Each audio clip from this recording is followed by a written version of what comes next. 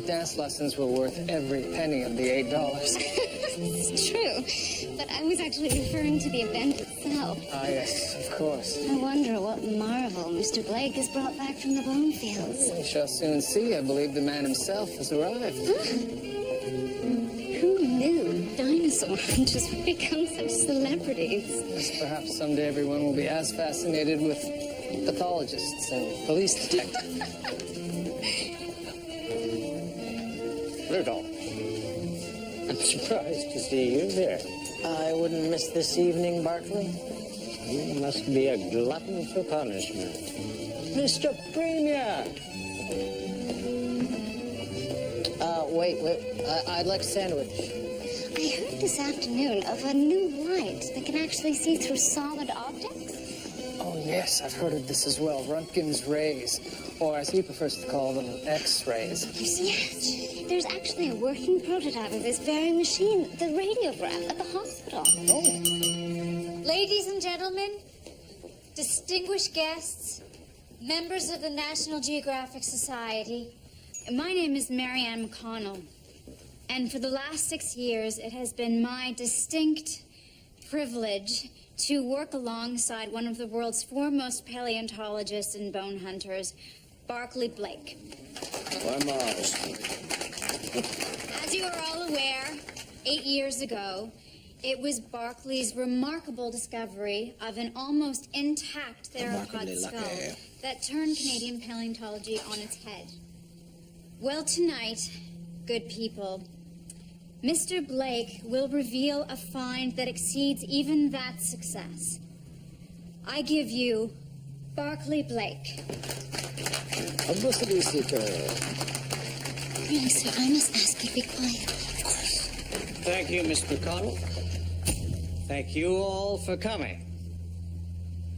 The Alberta Badlands.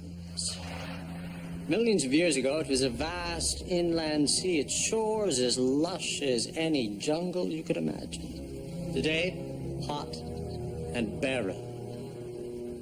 Nothing I'd ever found in all my years there prepared me for what awaited me in a nearby coulee. What nature had entombed for millions of years took me mere days to unearth. And when I did, I changed the face of paleontology yet again. Ladies and gentlemen, I give you terror. Blasphemers! All of you! Praise be to God!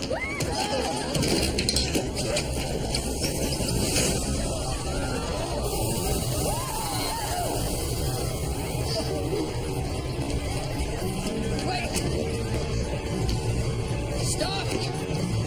Liam, he's dead.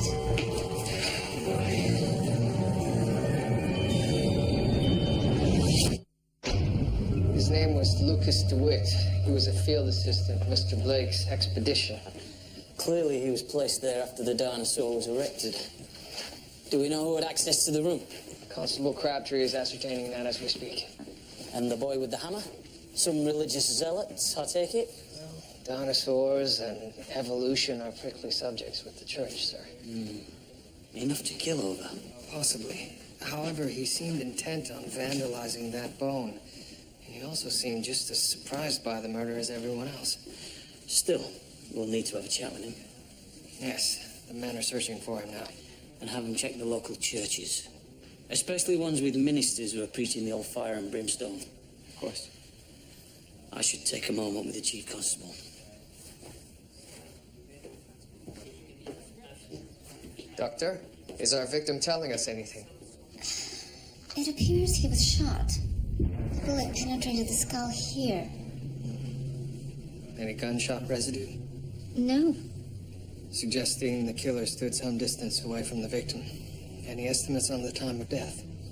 The rigor is odd. The best estimate I can give you is 24 to 48 hours. May I take the body? Yes, of course. I never got to try out a two-step. I hope to have another opportunity. As do I. Good night.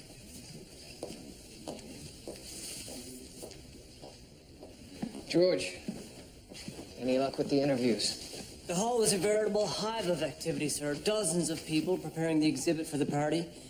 Any one of them could come and go as they wished. We'll have to ascertain the whereabouts of each and every one. Sir, what a bizarre thing to do. To make such a spectacle of the victim. Yes. I believe he was making an example of him. What could he have done to deserve that? A very good question, George.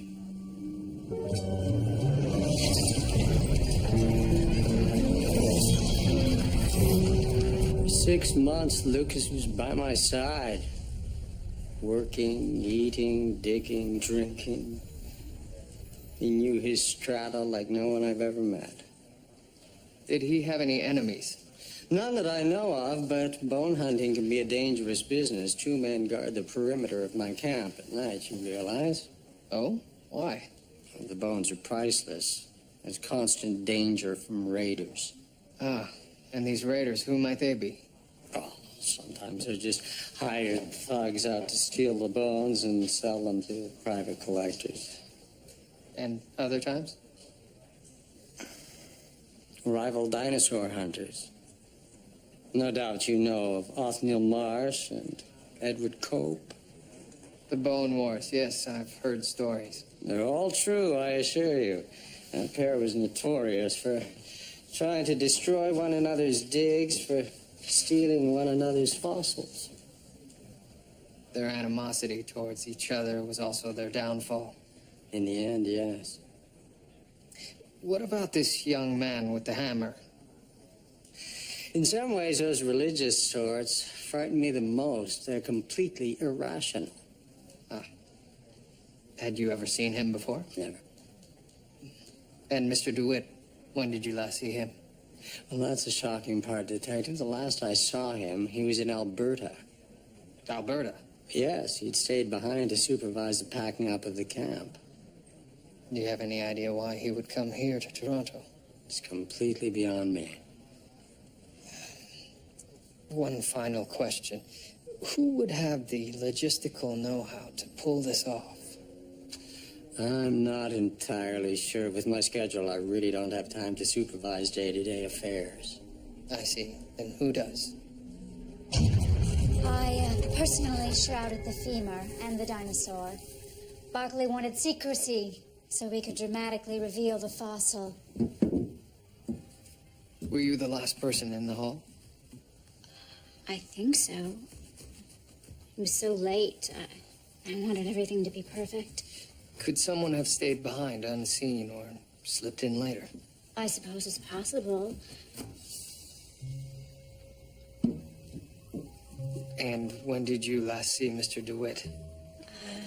The night before we left our camp. We worked together so closely, I would have thought he'd tell me if he was coming. I can't stop working, it seems. I'm afraid if I do, Miss McConnell, may I?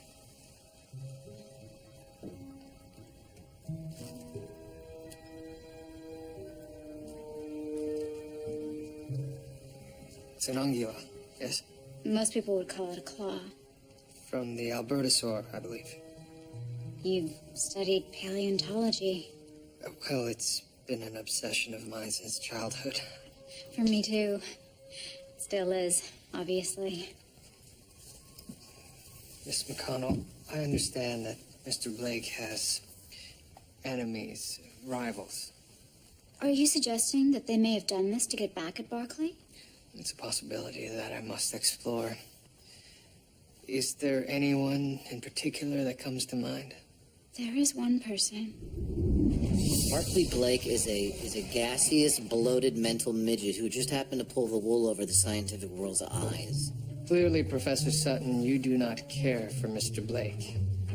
No, I adore the way people confuse scientific rigor with nice teeth. Perhaps you disliked him so much that you took action. You're talking about Lucas DeWitt. Good God, man! If I had gone to those lengths, it would have been Barkley caught in those teeth.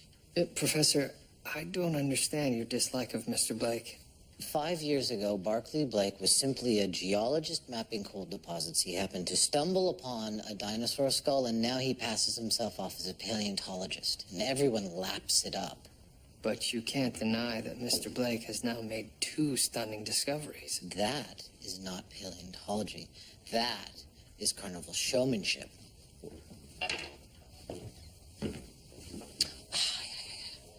Here, look.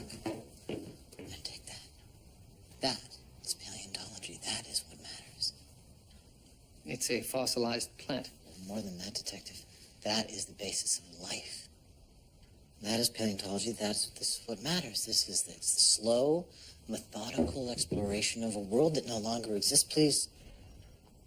My collection is very specifically organized. Thank you.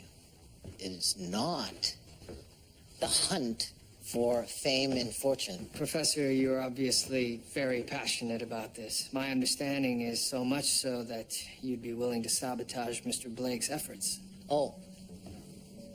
Barclay is portraying himself as the victim. I see. Yes. That's not surprising. Do you deny this? Shipments of my fossils have been hijacked. An entire rock face that I was excavating was dynamited. Please answer my question, sir. If there's a war, I didn't start it.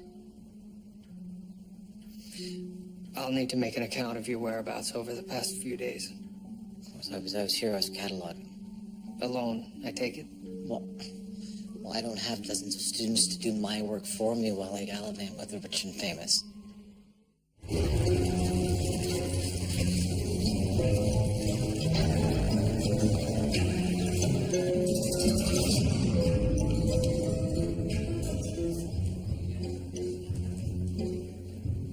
What became of them, sir? George, what became of whom? The dinosaurs. Well, their extinction remains one of the world's great mysteries. You know, I heard tales that they still exist. That they're hidden in the unexplored headwaters of the Congo and the Amazon. That's bollocks.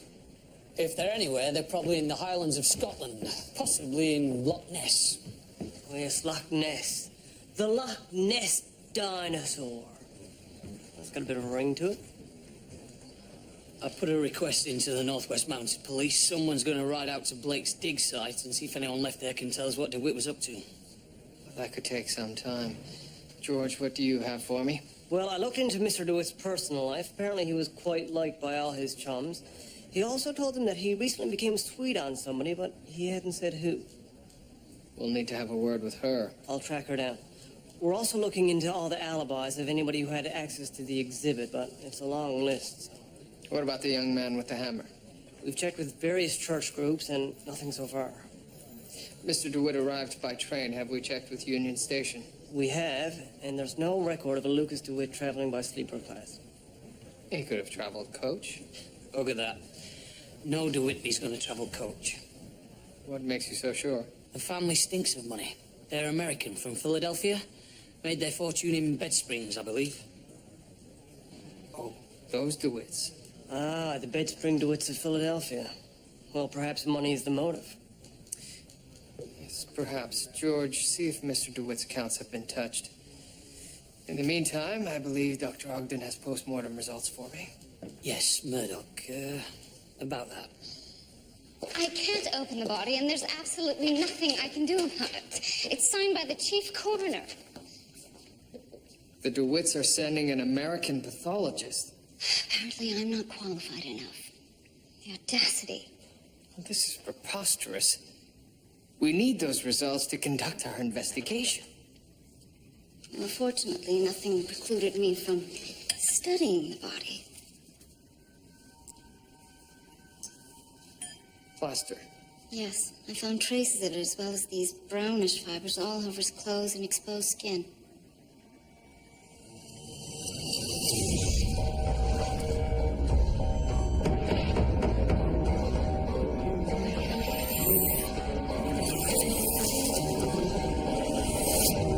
The fossils from Mr. Blake's dig were wrapped in burlap and plaster for shipping.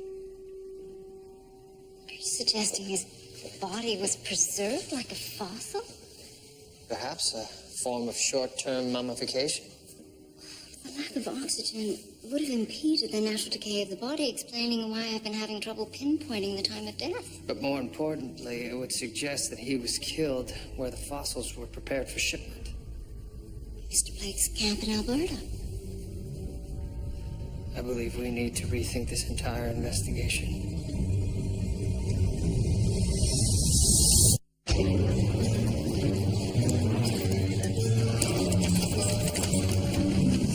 You're suggesting that someone shot DeWitt in Alberta, plastered his body in Alberta, transported it on a train from Alberta, and placed it in a dinosaur's jaws in Toronto? Yes, sir.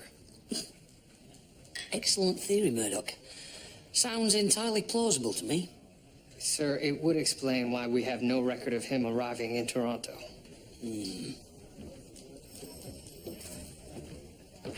I did hear back from the Northwest Mounted Police, and apparently DeWitt vanished from the camp the day that the bones were shipped. Someone wants us to think that he was murdered here. Not in Alberta. So who'd have the means to do something like this? Anyone who prepared fossils for shipment in Alberta would have both the knowledge and access to necessary equipment. Exactly. Then we're looking for someone from Blake's camp, aren't we? George, I'd like you to find Mr. DeWitt's field journals. Of course. Please review them and tell me precisely what Mr. DeWitt was working on at the dig. He was killed for a reason, and perhaps they can tell us what it is. Right away, sir. He was packed with the fossils. How monstrous. Indeed. But what I find perplexing is that a bone that large went by unnoticed. It must have been at least 6 feet in length. Well, as you can see, we do have many specimens, and we ship many larger pieces. But I'll speak with my assistants and see if they saw anything. I would appreciate that. I see you're packing the Pterosaurus femur. Have you another exhibition? No, actually, it's been sold to the American Museum of Natural History. Oh, not a Canadian institution. I find that surprising. Well, only the Americans could afford the expense and the size, fortunately. Fortunately? Otherwise, it would end up in private hands, and I believe that would be a shame. I agree. However, you seem to have procured a fossil for yourself. An ammonite, I believe? Yes. Well, they are plentiful, and it has significance. Lucas DeWitt had a sweetheart. It was you, wasn't it? Yes. He gave it to me. That last night at the camp. To help remember him while we were apart. Why didn't you tell me of your relationship? I suppose I didn't want to be perceived as anyone's gal. Miss McConnell, that hardly seems a viable reason not to tell me. Detective, it's very difficult to be a female paleontologist, and one who does field work is unheard of. Oh, it's no use. You would never understand. I think I do. You want it to be respected. Just to be taken seriously for my abilities. But I would never harm Lucas. He gave me that respect. Unlike some others. Others? Barkley. A serious misstep in my personal history. And did Mr. Blake know of your involvement with Lucas? He did. Made things terribly awkward. How so? As you no doubt can imagine, Barkley doesn't like to finish second to anyone. The ramblings of a bitter woman. You deny you were jealous? Lucas and I had words, but only because I could see the scope of things and he couldn't. The scope? When you've examined life on the scale of millions of years as I have, you realize that we are but a brief moment in time, a woman won or lost. It doesn't matter. Apparently, Mr. DeWitt considered Miss McConnell more than a moment in time. Marianne is an excellent assistant, but her dreams exceed her grasp. To make a truly remarkable discovery, you need an instinct and an almost preternatural affinity for the world around you. I see. And Miss McConnell lacks instinct? She does. However, her clerical and organizational skills are excellent. Nevertheless, you admit to having words with the victim? Yes. Do you own a gun? Of course. There are many dangers out in the Badlands. So you won't object to me examining it? Of course not, but you will be wasting your time. Mr. Blake, you do know how to prepare fossils for transport. Really, Detective? Of course I know how to. And yes, I could have done that to Lucas, but so could anyone at our camp, or for that matter, Sutton's.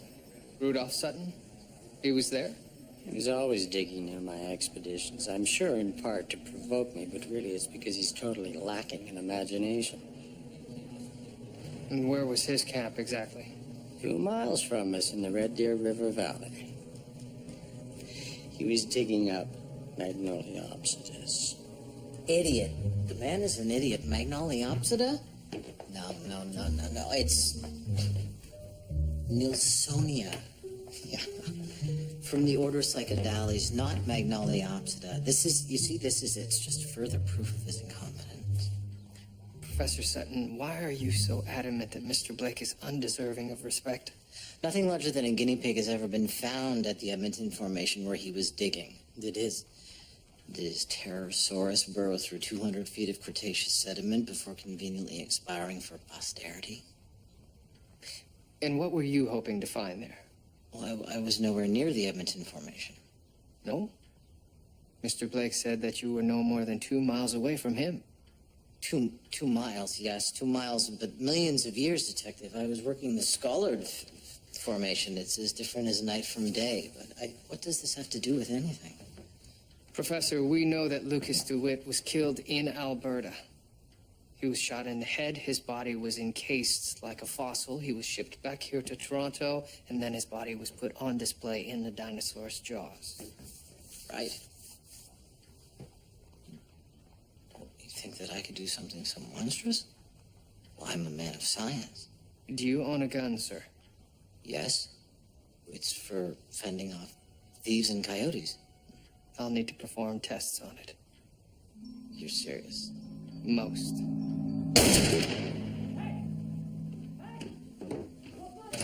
Bloody hell, Murdoch!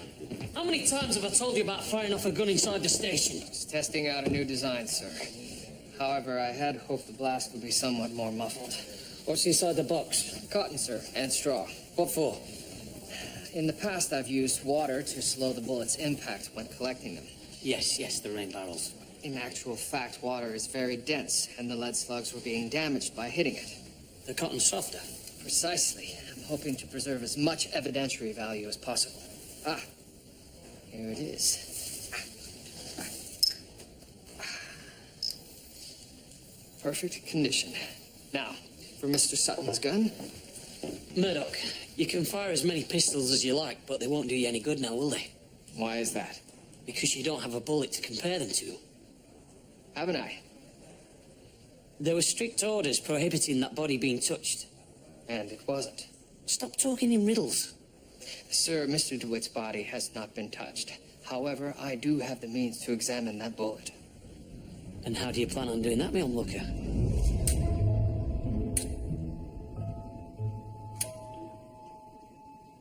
Radiography. That's it, sir. And this enables you to see through things. Yes, amazing, isn't it? But how is that possible? X-rays. X-rays. So named by their discoverer, Dr. Röntgen, who didn't know what they were exactly. In actual fact, they are light rays, only made of magnetic energy. And these rays are able to penetrate and pass through matter, allowing them to be captured on this photographic plate. Now, since all objects have different densities... Murdoch, I'll take your word for it. Where did you happen to find this contraption? Oh, well, I may have borrowed it from the hospital. I like your initiative, Doctor. Can you hold this, Inspector? Of course. Like this? Yes. Now the gun is in position. You may fire when ready. Fire? Fire what? Is this thing safe? Oh, my. Well, did it work? See for yourself, sir. Bloody hell. It's the man's skull. It's miraculous, isn't it? And the bullet entered here. Yes, And metal is revealed by this. exactly. Then unless I'm not even more confused than I think I am, shouldn't I be seeing a bullet? What? It seems our bullet has vanished. A bullet doesn't simply disappear from inside of a man's skull. You sure this X-ray contraption really works, Doctor? I'm certain of it. I tested it several times. Then where did the bullet go? It was never there. Then how did the bullet hole get there? Something penetrated the skull, but it wasn't a bullet. It simply created an entrance wound similar to what a bullet would have. So what kind of weapon are we looking for? May I see the radiograph again? Whatever it was, it must have been fairly sharp. To puncture the skull. Yet not shatter it completely. Precisely. I wonder what this area is. Some brain tissue? A tumor, perhaps? Fragments of the skull? No, I see those. Could it be debris left behind by whatever penetrated the skull? That's what I'm wondering. I could possibly retrieve a sample through the wound. That wouldn't really constitute opening up the body, now would it? I wouldn't think so, no. What have we here? It's clumped, but it seems granular. Could it be more plaster from when the body was wrapped? No, it's too coarse for plaster. I believe it's soil of some sort. I suppose it could have entered the wound when our victim fell. William?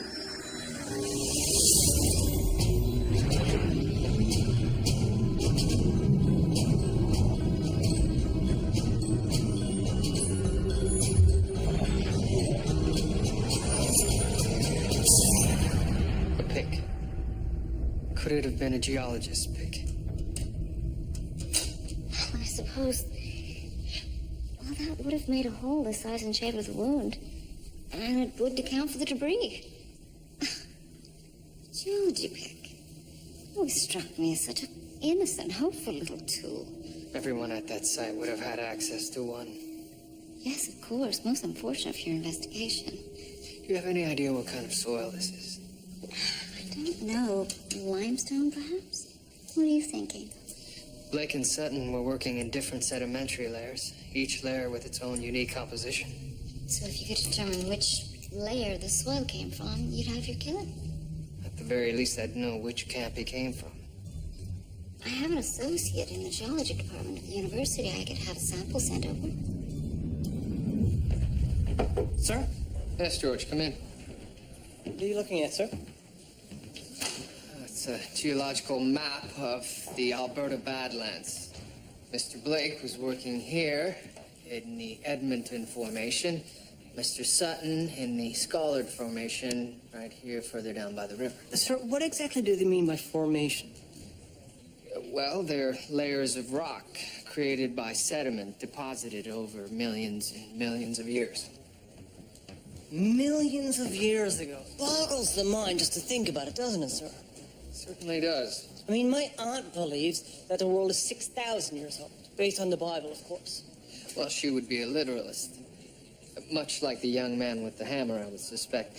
Their views bring them into direct conflict with men like Sutton and Blake, who believe in the evolutionary development of the world. She believes that the world was made in 6 days, and that's an end on it. Myself, I take a bit more of a scientific perspective. Oh?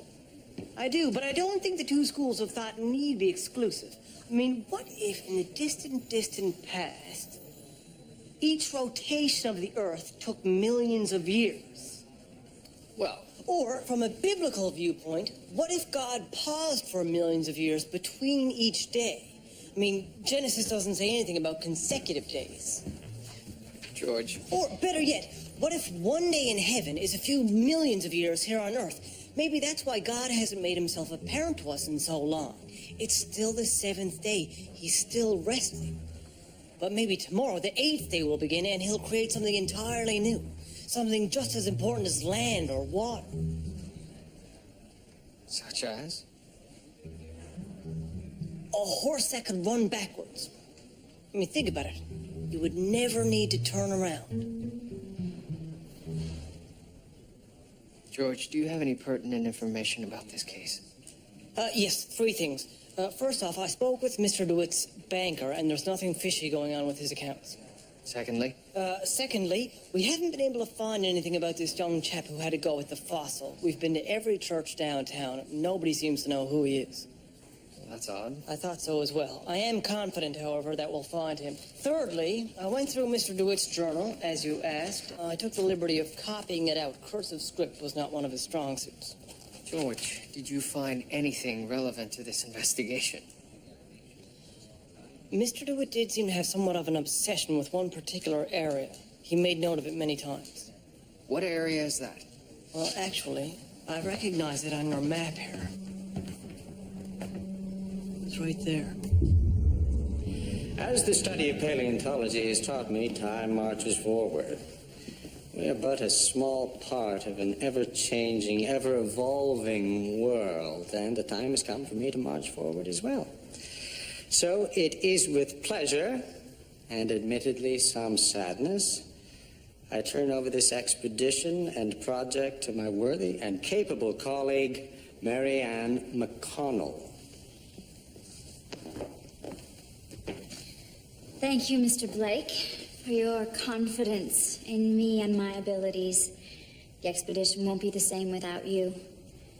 Nor will it be the same without Lucas DeWitt, whose death has cast such a pall on what was supposed to be a happy occasion.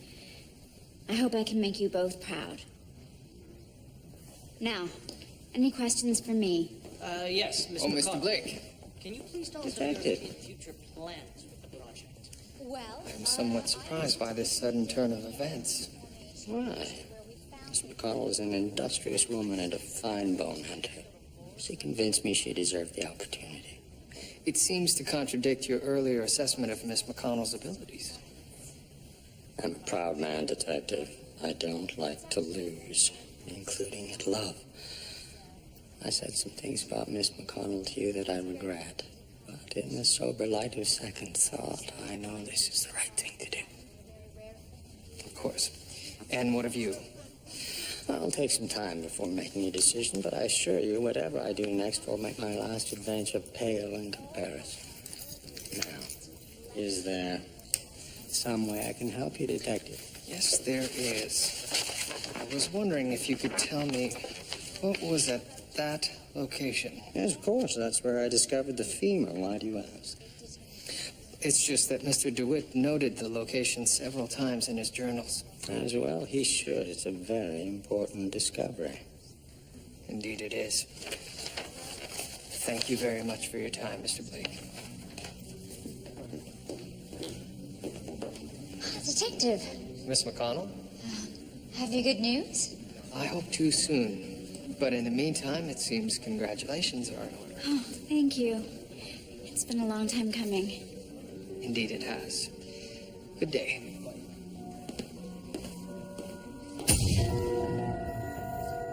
William, I believe I have something that might interest you. The results came back on the soil we found in our victim's skull. Oh, good. Were they able to determine which formation it came from? No. No? So another dead end? Well, they couldn't because it wasn't soil at all. What was it? Pulverized concrete. Concrete. Well, there was plaster at the side, but no concrete. Perhaps they were building something? Maybe they were. What is the meaning of this? That bone should be on its way to the train station by now. Who gave you permission to examine it? This court order should be permission enough. Really, Detective, what is this all about? Mr. Blake, I need to take a very special photograph of your spectacular find. Allow me to introduce Inspector Brackenreed, Dr. Ogden. They'll be assisting me. Mr. Blake. Okay. Very well. Shall I pose with it? Oh, I should think the bone will be all that's needed. Would you once again hold the photographic plate, Inspector? Certainly. You are sure this is safe? Of course. Everything is ready, Detective? Very good.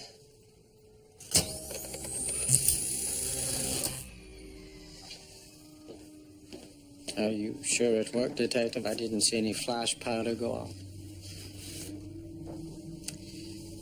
It worked perfectly. Mr. Blake, your prized fossil seems to have an iron rod running through the middle of it.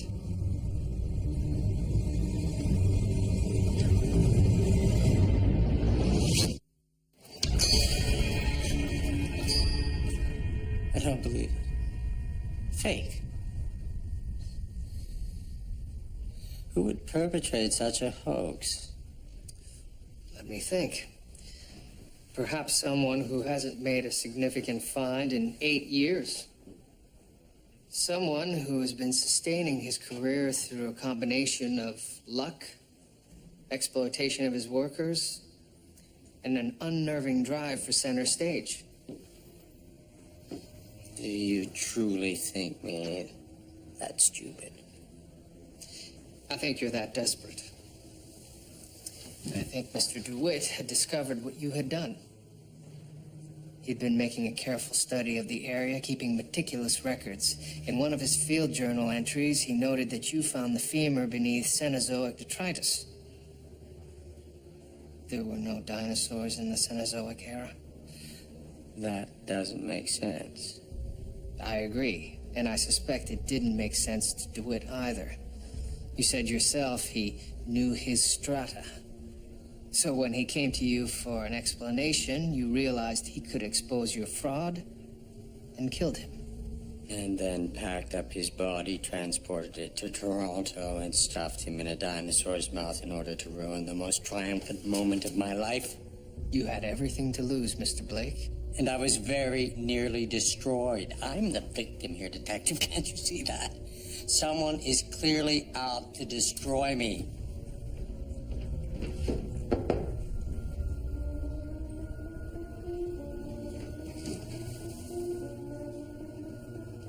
Am I free to go? For now. But I am nowhere near finished with you yet, Mr. Blake. Rest assured of that.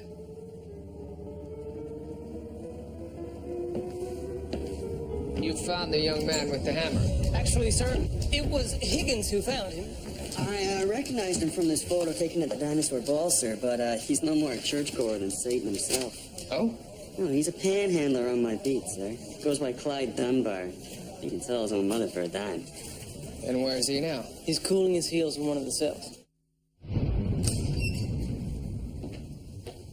Mr. Dunbar. Who's asking? I'm Detective William Murdoch. Is that supposed to mean something? Perhaps. Such as? Such as whether you hang or not. Wait a minute, what are you talking about?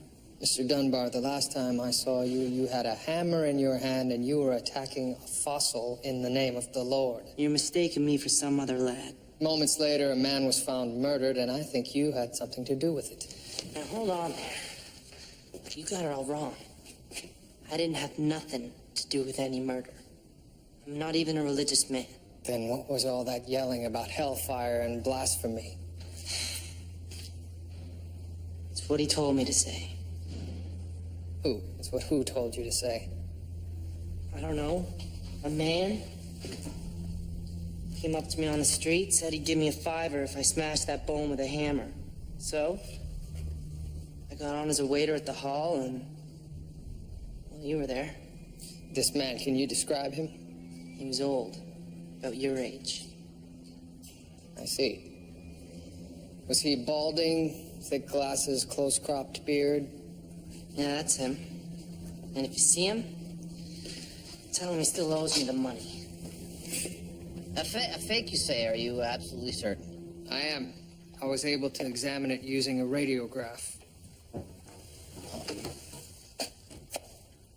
That is something that I never considered when I devised my plan. You admit to building the bone, then? Proudly. The truth finally comes out. I am only sorry that I failed to publicly expose Blake for the fool that he is.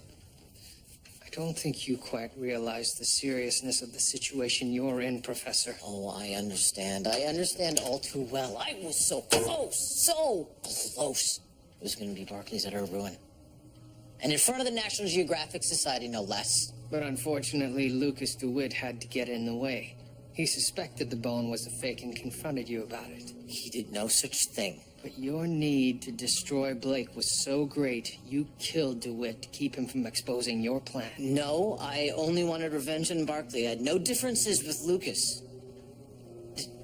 Detective, you may think me a small and petty man, but I am no murderer. Was it worth it, Professor? To reveal Barclay's a fraud? Yes. You'll forever be remembered as the man who perpetrated this hoax. The hoax may be remembered, may not. And as for me, I have always been a forgettable man. For future generations, my contribution to this discipline will never be forgotten, and that, detective, is as it should be.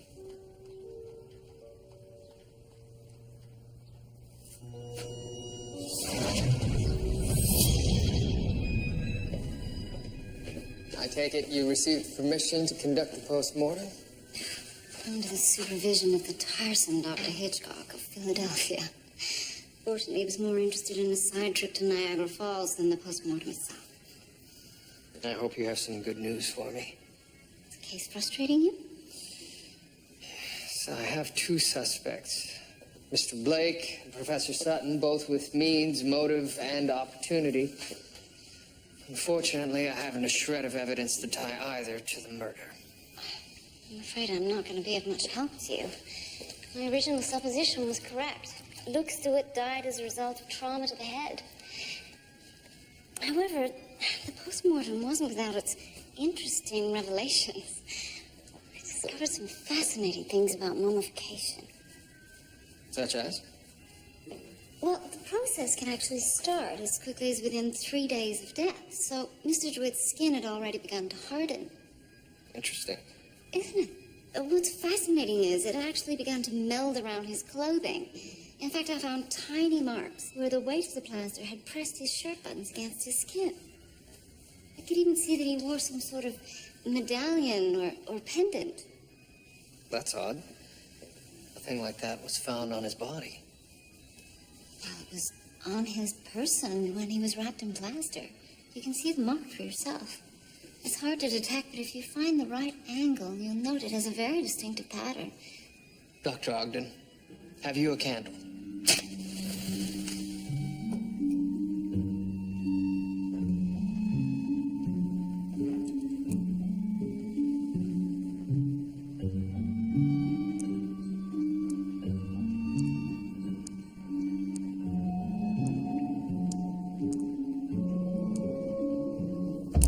Recognize this.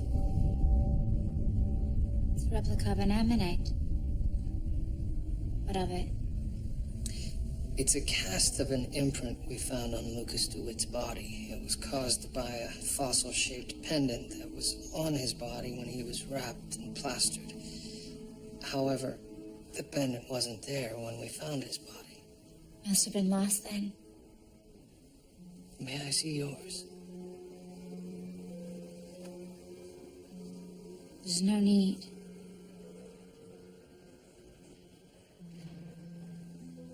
It won't match. I know you killed him. You wrapped and plastered his body and shipped it here like another rock.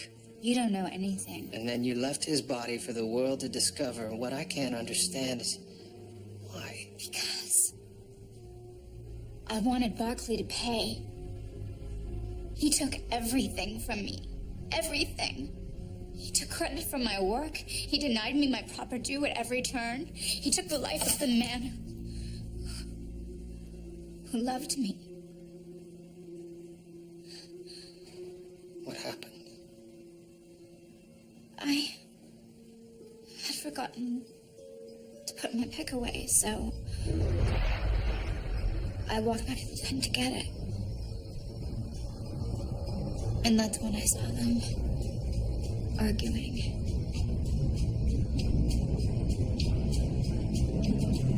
Barkley grabbed my pick and hit Lucas with it. It was an accident. People are rarely hit in the back of the head with a pick by accident, Mr. Blake. I mean, I was not in control of myself at the time. Lucas confronted you about the bone, didn't he? He did. He couldn't understand how I had found it. He accused me of having faked it. When he showed me it was concrete, I realized I'd been had. But what neither of you realized was that Sutton put it there for you to find. I have to hand it to Rudolph. It was a brilliant plan, and I fell for it. But by then you had already contacted the National Geographic Society about your extraordinary find. 8 years ago, I was just another geologist, and then I stumbled on something that made me special.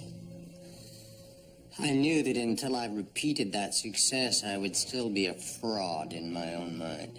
And if news got out, you would have been ruined. So you panicked. I wanted so badly for that bone to be real.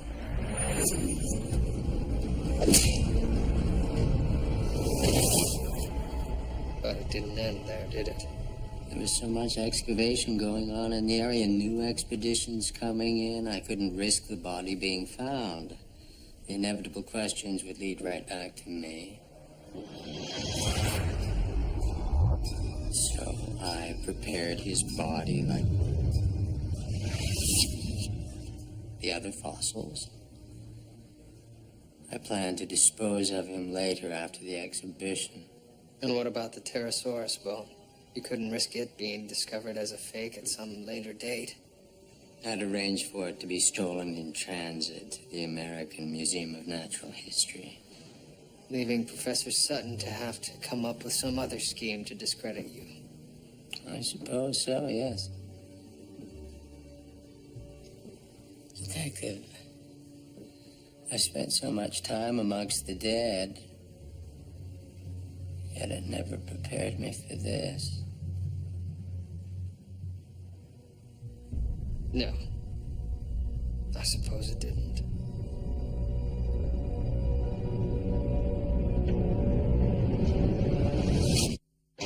So Miss McConnell was blackmailing Mr. Blake. She happened upon the murder as it was being committed. And she chose not to go to the police. Yes, she chose instead to use the murder against him. Against him? To what end? Further her career. But Barclay refused to give in to her demands, initially. So to prove she was serious, she put the body on display for the world to see. Yes. She took Lucas's body when it first arrived here, before Blake could retrieve it. And in doing so, became an accessory after the fact to murder. Amongst a number of other charges, I should think. Precisely.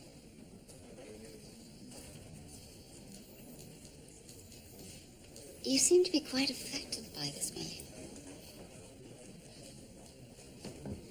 The world of the dinosaur hunter has fascinated me since childhood. And when I finally venture there, I find it's a haven for ruthless ambition and petty jealousy. For years, I've dreamt of visiting the Alberta Badlands, exploring them myself. But now... William, you can't let this brief moment in history change things. McConnell, Blake, Sutton, they're just blinks in time. And as for Alberta, I'm sure that when you do get there, it'll be everything you've always dreamed of.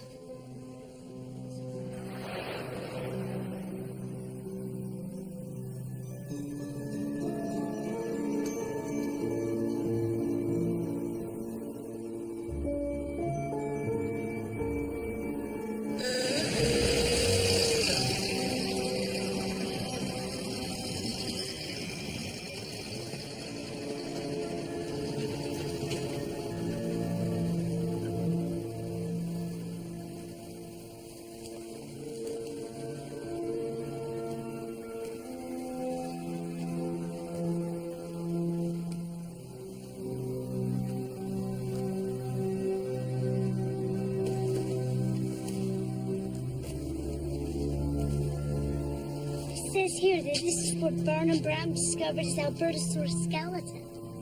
Really? Charlie Sternberg had a camp near here, too. I suppose Blake and Sutton must have worked around here somewhere also. Who? Barclay Blake and Rudolph Sutton. They were involved in a case I worked on a long time ago.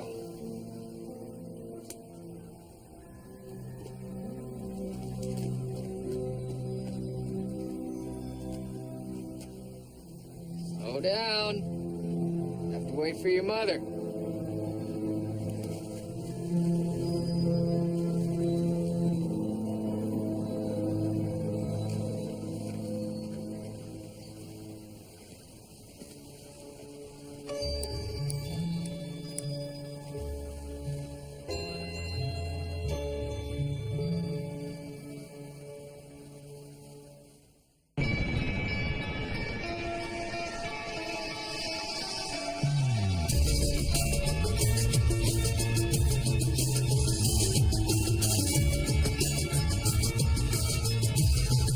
More riveting investigations unfold in the all-new Murdoch Mysteries next Tuesday night at 9. For more information, visit theperfectalibi.co.uk. Next, was a hit-and-run incident an accident or intentional? You decide in our feature-length Silent Witness.